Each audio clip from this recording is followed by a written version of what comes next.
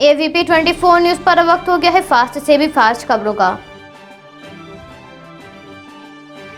Central Vista परियोजना की वजह से कहीं पुरानी मस्जिदों को संभावित नुकसान की खबर से दिल्ली वक्फ बोर्ड के अध्यक्ष अमानतुल्लाह खान ने गुरुवार को प्रधानमंत्री को पत्र लिखते हुए कहा, सेंट्रल विस्टा परियोजना की वजह से किसी भी मस्जिद को कोई नुकसान ना हो। दिल्ली के उप मुख्यमंत्री मनीष सिसोदिया ने कहा, कोरोना महामारी के दौरान ऑक्सीजन के द्वारा हुई मौतों को लेकर 14 सदस्य कमेटी बनाकर सरकार ने फाइल उपराज्यपाल के पास भेज दी है। जैसे ही फाइल आएगी वैसे ही काम शुरू हो जाएगा। कोरोना के दौरान हुई माता पिता की मौत के कारण उनके बच्चों के पुनर्वास व सहायता की जरूरत को ध्यान में रखते हुए हाई कोर्ट ने दिल्ली सरकार के प्रमुख सचिव से कहा, वो सभी अस्पतालों को निर्देश जारी करें, उन मरीजों की जानकारी लें जिसमें एक या दोनों बड़े लोगों की मौत हो गई है। अलीगढ़ में जहरीली शराब पीने से मरने वाले लोगों के परिजनों के विरोध प्रदर्शन करते हुए मृतक परिवारों को एक सरकारी नौकरी और 50 लाख रुपए मुआवजा देने की मांग की है। सरकार द्वारा टीकाकरण को लेकर लगातार अथक प्रयास किए जा रहे हैं। उत्तर प्रदेश के सभी जिलों में अब महिलाओं के लिए दो स्पेशल टीकाकरण बूथ बनाए जाएंगे, जिसका शुभारंभ 7 जून को होगा। राजधानी लखनऊ में आत्महत्या का सिलसिला थमने का नाम नहीं ले रहा है। 40 वर्षीय युवक सुनील उर्फ बिहारी नामक युवक ने पंखे से लटक कर जान दे दी। इससे आसपास इलाके में अफरा तफरी फैल गई है। 4 मई की रात सागर धनखड़ की हत्या के दौरान सुशील कुमार को बुधवार को मंडोली जेल में भेज दिया गया। उत्तर प्रदेश के कानपुर में जीपीएस प्लास्टिक फैक्ट्री में आग लग गई। सूचना मिलने पर मौके पर पहुंची दमकल विभाग की गाड़ियों ने आग पर काबू पाया। कानपुर में हिस्ट्री शीटर मनोज सिंह को पुलिस के चंगुल से छुड़ाने के लिए भाजपाइयों द्वारा किए गए प्रदर्शन में भारतीय जनता युवा मोर्चा का प्रदेश उपाध्यक्ष डॉक्टर शिववीर सिंह भदौरिया के भी शामिल होने की पुष्टि की जा रही है। बिजनौर में तैनात दरोगा मनोज कुमार बिना मास्क लगाए एक अन्य युवक जो बिना मास्क लगाए घूम रहा था, उसका चालान काट दिया। इस मामले में जांच करने पर एसपी डॉक्टर धर्मवीर सिंह ने दरोगा को लाइन हाजिर किया।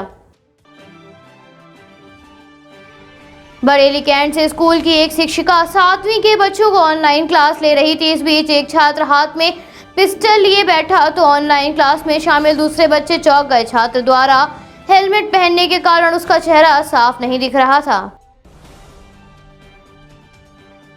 खुटारपुर के लालपुर के नवनिर्वाचित प्रधान विद्या देवी और उनके भतीजे आशुतोष वर्मा की संसारपुर के पास ट्रक से कुचलकर दर्दनाक मौत हो गई।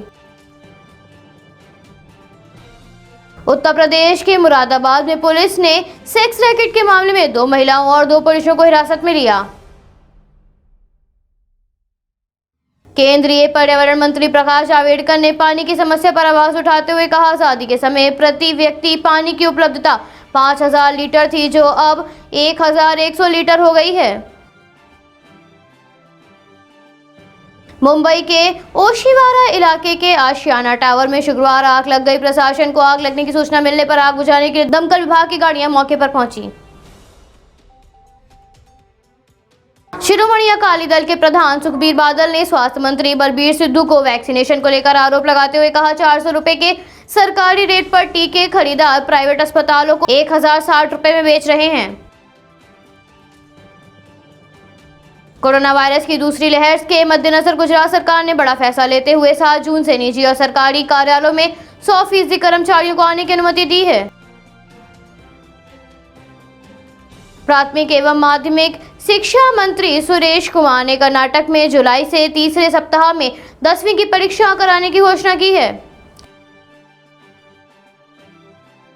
कोरोना की तीसरी लहर की आशंका जताई जा रही है। उत्तराखंड में बाल रोग विशेषज्ञ की बेहद कमी है।